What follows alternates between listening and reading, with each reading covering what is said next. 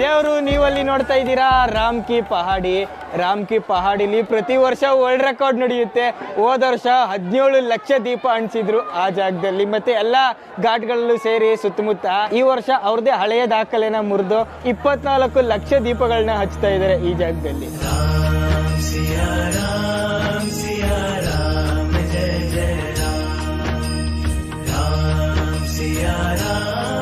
ಎಲ್ಲ ಶ್ರದ್ಧೆಯಿಂದ ಒಟ್ಟುಗೂಡಿ ದೀಪ ಹಚ್ತವ್ರೆ.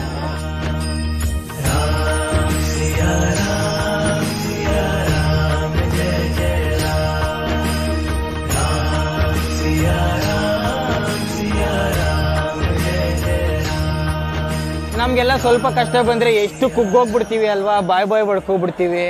ಆದ್ರೆ ರಾಮ ಯಾವತ್ತಾದ್ರೂ ಖುಷಿಯಾಗಿರೋದು ನೀವು ನೋಡಿದೀರಾ ಅಥವಾ ಕೇಳಿದ್ದೀರಾ?